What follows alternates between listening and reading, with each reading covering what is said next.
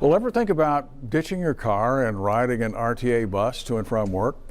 Well, they have, and it turns out that attracting choice riders is part of the RTA's long-term strategy. And we wondered how that's working so far, so Chief Investigative Reporter Rick Spruill recently decided to take the bus to and from work. And he found out that if you choose the bus, you'd better not be in a hurry.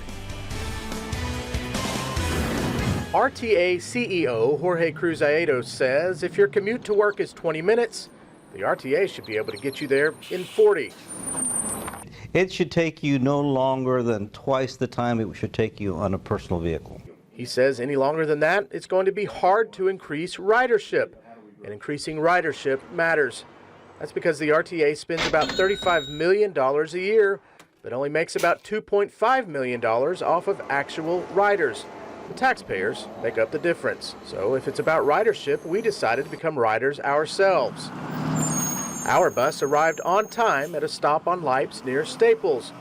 But when we stepped up, the driver sped up and left us behind to wait for the next bus. RTA says the driver saw our camera and thought she was being stalked. Either way, it's not a great start.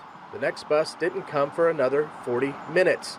And then we had to spend an hour getting from our jumping on point to the Southside transfer station across from La Palmera Mall to our jumping off point at the Staples Street station downtown. Trying to save time, we tried a different route on the return trip, one that let us skip the Southside transfer station. But it didn't help. Getting from downtown to the south side took just as long. All right, it's been about an hour, and here we are. For Cruz-Aedo, it's proof the RTA must speed things up if they want to attract those of us who might use the bus if given the chance. I know if I make you wait an hour, you ain't gonna do it. But the RTA wasn't built with choice riders in mind.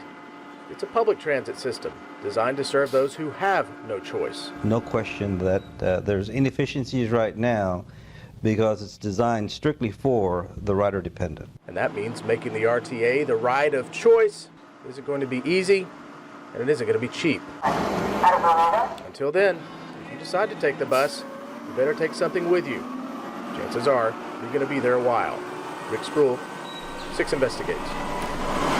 Now, by the way, Rick also says that while the trips were just a little bit too long for his needs, the RTA buses were cleaned and air conditioned and staffed with friendly drivers.